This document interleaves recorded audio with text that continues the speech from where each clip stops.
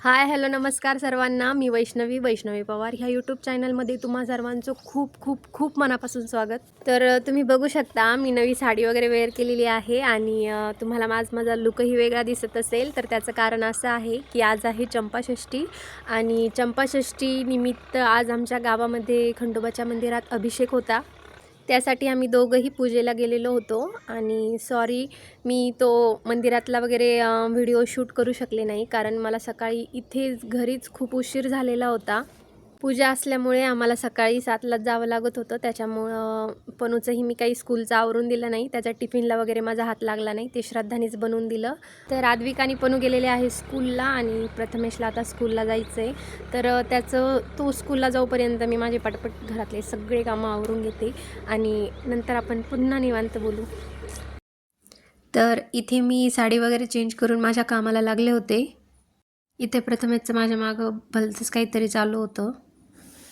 त्यानंतर मी इथे सोफे वगैरे झटकून घेतले आणि जे कपडे घरभर पसरलेले होते धुवायचे ते सगळे बाहेर टाकून दिले.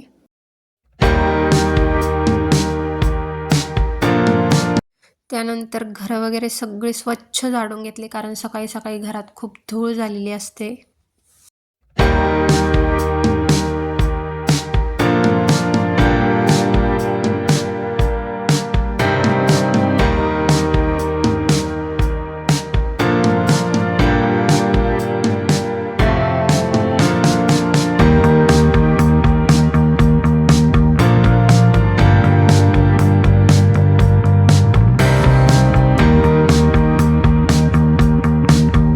स्वामींची सेवा करणं मला खूप आवडतं.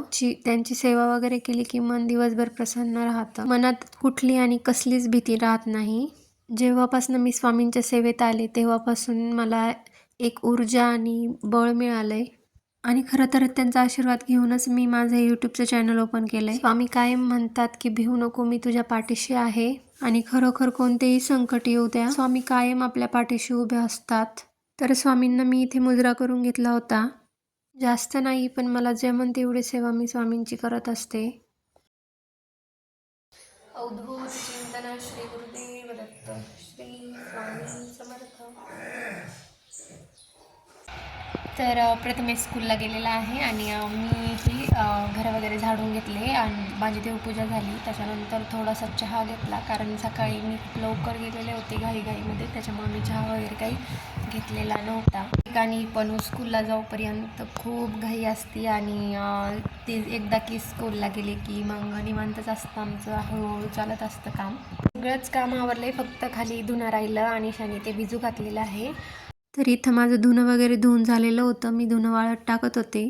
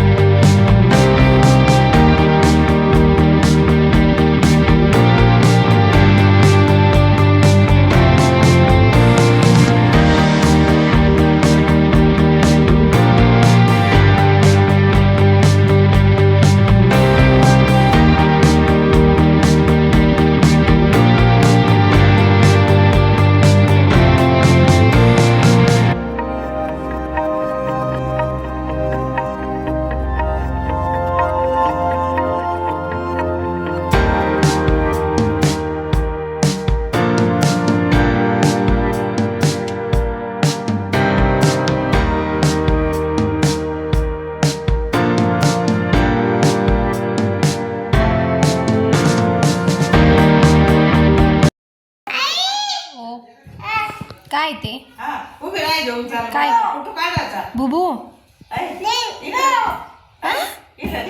माऊ, ती माऊ आहे, बुबू नाही आहे. त्याचा डोळा कुठे तू लावलेला आहे, तुला देऊन टाक त्याचा डोळा. तू रडू राहिला डुबू, हे बघ तू किती रडू राहिला, त्या डोळ्याने रडू राहिला तू.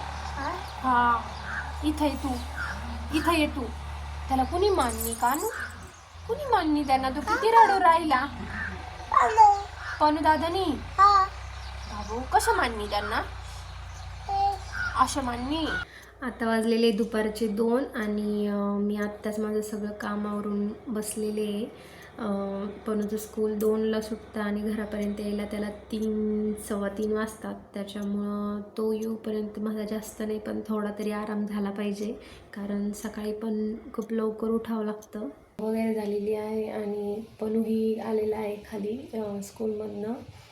तर आता 4 वाजलेले आहे आणि मला घरातले कामं आणि साईडमधले पण जनावरांचं काम आवरायचं आहे अजून. तर 4 वाजले होते आणि आमचा संध्याकाळचा कामाचा टाईम झालेला होता. गायांचं आवरल्यानंतर अनिशा आणि आम्ही दोघी पण घास कापायला गेलेलो होतो. पनूचा आणि प्रथमेशचा दोघांचाही घासातच धिंगाणा चालू होता. हाय गाईज, हा आमचा घास आहे. तो एक पूर्ण वाफा आमच्या गायांना आम्ही कापून घेणार आहे. चला लागा कामाला काकी. तर यांचा असा धिंगाणा चालू होता. प्रथमेश एवढं कॉमेडी आमच्या घरात कधीच दिव्य नाहीये. सोहळा मांडून डोळा, आज आनंदी आनंद झाला. जीव तंगता रंगी रंगता, आज आनंदी आनंद झाला. काय भारी आहे रंगीतंगता. म्हणलेल्या गाण्याला काहीच अर्थ नसतो पण त्याच्यात कॉन्फिडन्स असा फुल भरलेला असतो ना की बघूनच हसायला येतं.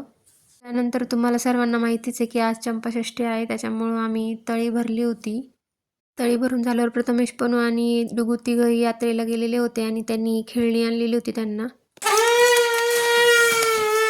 तर असा होता माझा आजचा दिवस. आजचा तुम्हाला व्हिडिओ कसा वाटला मला कमेंट करून नक्की सांगा. लाईक करा, शेअर करा, कमेंट करा आणि सबस्क्राईब करायला अजिबात विसरू नका. तर भेटूया अशाच पुढच्या व्हिडिओमध्ये. तोपर्यंत श्री स्वामी समर्थ.